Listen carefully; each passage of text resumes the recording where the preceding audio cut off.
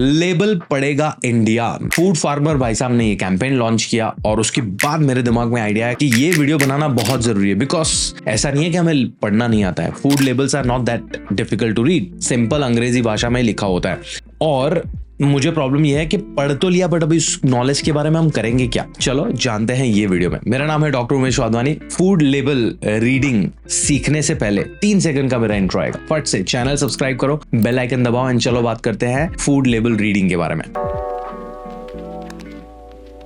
सबसे पहले जानते हैं कि हमें फूड लेबल को पढ़ना क्यों है। तो बहुत सारे लोग इसलिए पढ़ते हैं बिकॉज उनको जानना है कि उसके अंदर ऐसी कोई तो चीज नहीं है जो मुझे हेल्थ के लिए खराब है, या मुझे एलर्जी जो चीज से है, नट्स है या सोए प्रोडक्ट है, तो वो तो नहीं है इसके अंदर। या बहुत सारे लोग ऐसे कैलोरीज है कि इसमें बहुत सारा शुगर है, बहुत सारा फैट्स है, इसके लिए नेगेटिव करो, उसके लिए भी, बट वो सबको सबसे नीचे रखो। सबसे ऊपर आपका होना चाहिए कि आप जो खाना खा रहे हो ना, वो आपकी बॉडी के लिए फ्यूल है, आपको वो अच्छी तरीके से चलाएगा, आपको हेल्दी रखेगा। तो आपको हेल्थ के लिए फूड लेबल्स पढ़ने हैं कि उसमें प्रोटीन कितना है, मेरे डाइट में प्रोटीन कम है तो मैं प्रोटीन इसमें से ले सकती हूँ क्या, उसमें शुगर्स या कार्ब्स कितना है, बिकॉज कार्ब्स मुझे एनर्जी देता है, मैं ये वर्कआउट करने जा रहा हूँ तो मेरे लिए इनफ कैलोरीज हैं क्या, फैट्स इसमें सैचुरेटेड और अनसैचुरेटेड फैट्स कितना है, ये सारी चीज हेल्थ के लिए भी देखना है। You don't have to just be, आपका लेंस या जो सॉफ्टवेयर है वो कॉन्स्टेंटली नेगेटिव नहीं हो सकता, यू शुडंट बी। तो these are the reasons why you should read labels. And इसके अलावा बहुत सारी कंपनीज है ना आपको मिसलीड कर रही हैं, जैसे कि ग्लूकोन डी पे लिखा होता है कि जीत की तैयारी और आपको बहुत एनर्जी दे देगा वगैरह, आपके बच्चे की ग्रोथ के लिए हेल्पफुल है बॉर्नविटा, ये सारी चीजें मिसलीडिंग। या बहुत सारे नमकीन पे लिखा होता है दिस इज अ डाइट नमकीन। तो ये सारी चीजों पे बिलीव करना है कि नहीं करना है, इसके लिए आपको लेबल्स पढ़ने हैं। बट आगे बात करते हैं इसके बारे में कि आगे क्या करना चाहिए। इसके बाद आते हैं नंबर 2 पे कि हमारी जो फूड सेफ्टी एंड एक मिनट, FSSAI का मुझे फुल फॉर्म याद नहीं रहता है तो मैं थोड़ा सा पढ़ लेता हूँ। Are you serious right now, bro? दूसरा, ये जो लेबल्स हैं वो डिसाइड कौन करता है? Unfortunately food safety and standards authority of India, FSSAI। क्यों बोला मैंने अनफॉर्चुनेटली? बिकॉज अभी रिसेंटली ही इतने सारे कांड आए हुए हैं कि हमें क्वेश्चन होता है कि यार ये जो स्टैंडर्डाइज अथॉरिटी है, ये जो भी स्टैंडर्डाइज करती है चीजें, उस पर बिलीव करना भी है कि नहीं। बट देखो हमारे पास और कोई ऑप्शन नहीं है, हमें एक जेन्युइन कोई ब्रांड से चीजें खरीदनी पड़ेंगी जो हमें पता है कि वो चीट नहीं कर रही है, just like any other products, and read the customer reviews and then last में फूड सेफ्टी स्टैंडर्ड ऑथराइजेशन को हमें बिलीव करना है। बिकॉज बहुत सारे कांड आ रहे हैं, स्विगी जोमेटो की ऑफिस में रेड पड़ा था, हमें पता चला कि कितना एक्सपायर्ड फूड प्रोडक्ट्स वो यूज कर रहे हैं और कैसे उन्होंने स्टोर किया हुआ है। रामेश्वरम कैफे का भी इंसिडेंट आया था जहां पे हमें पता चला कि वो कितने पुरानी दालें और चावल वगैरह यूज कर रहे थे। तो we don't know what to, whether to trust this authority और नॉट, बट इन लोगों ने कुछ रूल्स सेट किए हैं और वो रूल्स हमें फूड लेबल रीडिंग में बहुत हेल्प कर सकते हैं। तो चलो सबसे पहले बात करते हैं इंग्रेडिएंट लिस्ट की। तो कोई भी फूड प्रोडक्ट आप उठाओगे तो उसके पैकेजिंग पे इंग्रेडिएंट लिस्ट होगा, और इंग्रेडिएंट लिस्ट में भाई वो फूड प्रोडक्ट के अंदर क्या क्या है। फॉर एग्जांपल हम केक रस्क की बात कर रहे हैं, रस्क, तो उसमें लिखा होगा कि भाई इसके अंदर रिफाइंड व्हीट फ्लावर है विच इज मैदा, देन उसके अंदर शुगर डला है, फिर उसके अंदर पाम ऑयल डला है, फिर उसके अंदर सॉल्ट डला है, वगैरह वगैरह जो भी चीजें उसके अंदर डली हुई हैं उसकी रेसिपी के अंदर।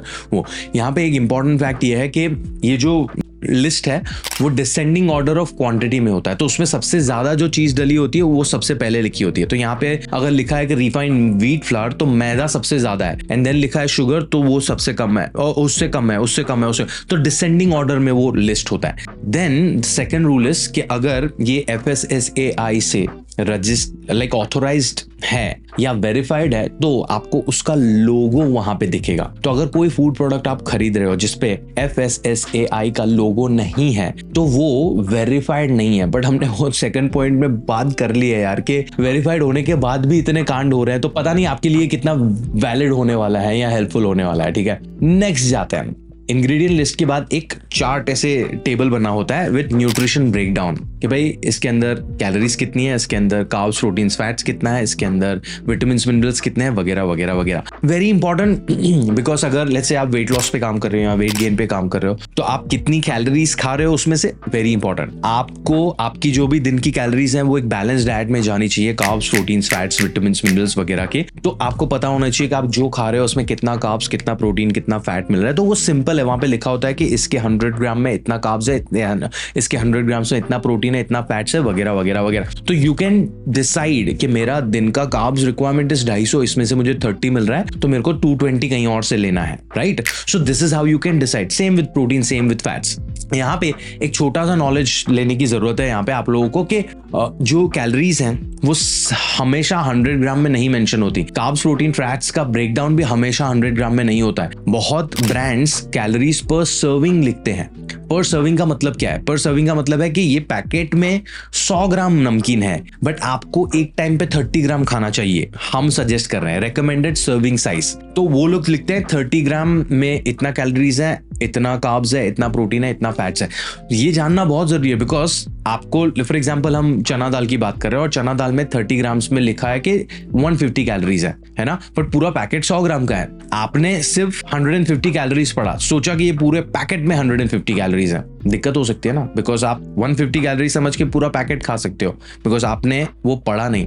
तो you will end up consuming 450 से 500 कैलोरीज अगर आप ये पर्टिकुलर इंफॉर्मेशन को मिस आउट कर रहे हो तो। So make sure you are reading कि ये जो भी ब्रेकडाउन है वो 100 ग्राम में है या सर्विंग में है, राइट। नाउ ये जो सर्विंग की बात हम कर रहे हैं ना, तो सर्विंग 30 ग्राम आपके लिए जरूरी नहीं है बिकॉज वो जो भी डेटा है सर्विंग साइज का वो उन्होंने लिखा है कंसिडरिंग एन एडल्ट जिसका डेली कैलोरी रिक्वायरमेंट 2000 का है।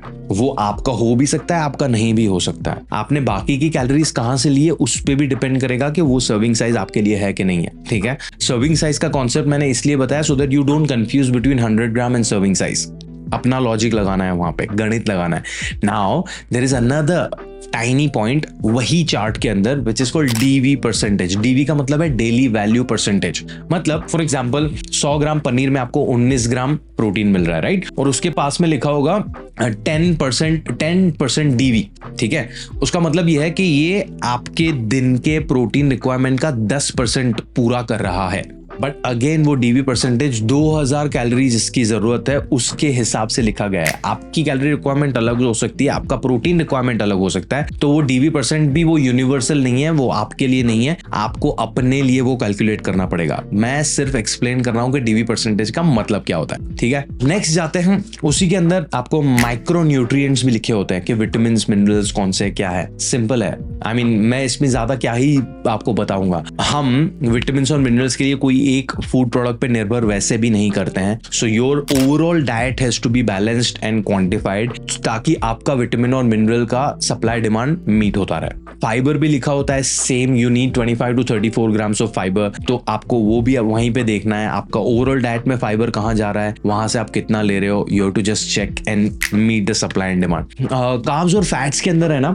There are certain things which I want you to be mindful about. Carbs में आप देखोगे कि लिखा होगा कि 100 ग्राम में इतना कार्ब्स है, फिर इसके नीचे लिखा होगा कि इतना शुगर है। Now, I genuinely don't want you to be worried about this sugar और कार्ब्स का चक्कर because eventually सारे कार्बोहाइड्रेट्स आपकी बॉडी में जाके शुगर में ही कन्वर्ट होने वाले हैं। बट उनका कहने का मतलब ये है कि 100 ग्राम में से कॉम्प्लेक्स इतना है और जो शुगर सिंपल कार्ब्स हैं वो शुगर के अंदर मेंशन्ड होता है। But don't take a load, you can eat sugars as well. 10% of your calories can come from sugar, और इवन थोड़ा ज्यादा भी जा रहा है तो उसके अंदर फाइबर और प्रोटीन्स और फैट्स डाल के तुम उसको बैलेंस या कॉम्प्लेक्स कर सकते हो, तो इतना लोड लेने की जरूरत नहीं है। सेम विद फैट्स, फैट्स में लिखा होगा saturated, unsaturated and trans. The only thing you have to be worried about is trans fats. Trans fats in no amount is healthy for you.